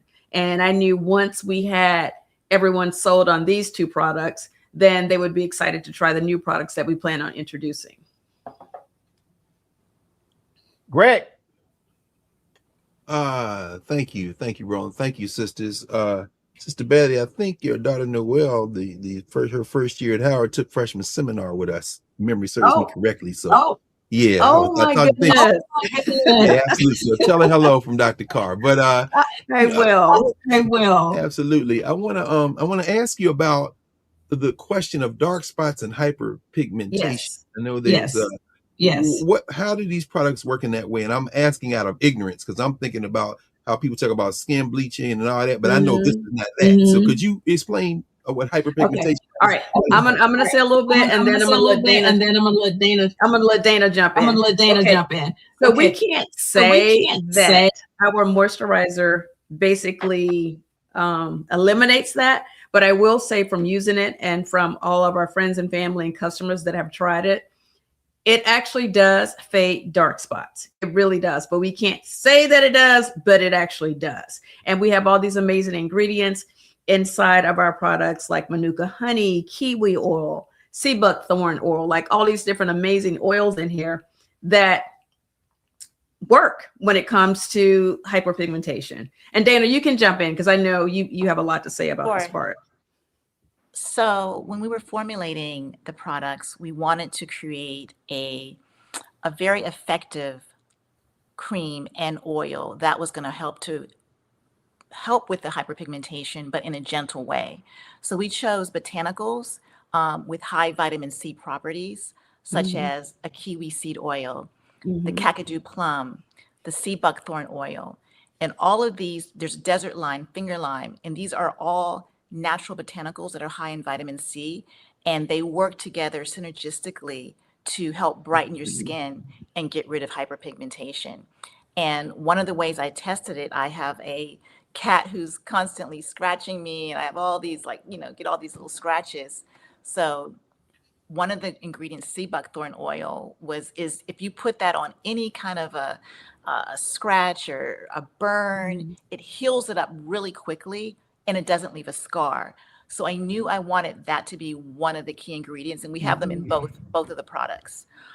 So again, we're not going to say, oh, we're bleaching your skin, but it helps to fade hyperpigmentation and just gives you that glow. Gives you that glow, like you can see. Well, that's why it's called Glow Isabel. Guys, So also too, it really feeds your skin. I just turned 60 years old. Yes. And I've been using the products for about a year and a half, and you can see, like it works. It works. Not only that, it helps with fine lines, and it helps to firm your skin, and it's all done with natural botanicals. So you're not going to find any harsh ingredients. I have super sensitive skin, and it's very, very effective. And can I just say this really quick too? Yes, go ahead. Oh, I'm sorry. I didn't mean to cut you off. I don't know how much time we have, but I wanted to make sure I threw out that this is definitely not just for women. No. This is for women, men, and with all of the natural ingredients that we have, it's actually great on kids and even babies. Like it really is. So this is for everyone. And it's great too if you have eczema. Cynthia can speak on that because Noelle. My daughter Noelle has eczema, and the oil has been amazing for her. It really, really has. Like I use this. I don't travel without these two products at this point. I just actually, because of the dry weather, I just actually put some of the oil on my hands before I actually got on here. And I know a lot of people think that oil is not our friend when it comes to facial products, but it is. It is. We actually, no matter if you have dry skin or oily skin, your skin actually still needs oil. So this is a great duo. You basically put the moisturizer on, and then you kind of seal it in with the oil. I am busy, so I just mix it up all together and keep it moving. But I know that Dana actually uses it, the moisturizer first, and then she pats it in and seals the oil in. All right, then, folks. Check out Gloisima. Go to shopblackstarnetwork.com. If you go to the website, you can purchase the products there. You can see all the products right there on the website. And so please support these Black-owned companies. Normally, I actually have the products with me, but because of the snow and the ice and the dangerous conditions in D.C., we're totally virtual this week to keep our whole staff safe. And so we'll, of course, have those products on our table there in our studio where we have all the products from the Shop Black Star Network. So let me thank Dana and Cynthia for being on the show, and we appreciate it. Good luck with the company. Thank you so much. Thank you so much. And Roland, you have to try this oil on your beard. Oh, yeah. All right. We'll try that. Well, look, I spent a lot of time in the sun playing golf, so my golf tan has disappeared. You might see this oil some right there. You might see some right there where my hat normally pull down. Yep. So definitely when it warms back up and we can get back on the course, I definitely got to be using some of that. So yes, we appreciate it. Thanks a lot. You're welcome. Thank you. Thank you for having us. Take care. Thank you. Bye. Thank you, everyone. Thank you very much. Let me thank Reese, Nola, and Greg for being on today's show. Appreciate it as well. Thank you so very much. Folks, don't forget, coming up right after the show, as soon as we get done, we're going to be streaming, of course, Second Opinion with Dr. Ebony J. Hilton. Some great information. It's our weekly new health show we launched, and trust me, I think you're going to really enjoy it. So that's coming up next. Don't forget to support the work that we do. Join our Bring the Funk fan club. Your resources are critically important to our work. If you want to contribute via Cash App, use the Stripe QR code. It's also for credit cards as well. You see it right here on the screen. Checks and money order, make it payable to Roland Martin Unfiltered, P.O. Box 57196, Washington, D.C., 2003 7-0196. You also, of course, download the Black Star Network app. First of all, I'm sorry, PayPal, R. Martin Unfiltered, Venmo, RM Unfiltered, Zelle, Roland at RolandSMartin.com, Roland at RolandMartinUnfiltered.com. Folks on the YouTube chat, please hit the like button, y'all. Let's get those likes up as high as we can. Let's also download the Black Star Network app, Apple phone, Android phone, Apple TV, Android TV, Roku, Amazon Fire TV, Samsung Smart TV. You can also, of course, get our Roland Martin Unfiltered swag by going to shopblackstarnetwork.com, shopblackstarnetwork.com. You can get our hats and T-shirts and hoodies and all that good stuff. And don't forget, for products like Gloisima and the other Black-owned products we have, you can also go to shopblackstarnetwork.com. Lastly, be sure to download the app fan base. Be sure to get the app fan base, and so we can check that out. And again, folks, don't forget, every Monday, noon Eastern, you can check out, let's see here. Why am I not? Oh, here we go. Every Monday, noon Eastern, you can check out Brittany Noble's show, The Breakdown with Brittany Noble. Not sure why we're not showing up yet. Let's see. There we go. The Breakdown with Brittany Noble. You can check that out every Monday, noon Eastern. And then, of course, every Thursday, Second Opinion with Dr. Ebony J. Hilton. And you can actually see the first episode coming up right now. I'll see y'all tomorrow. Holla!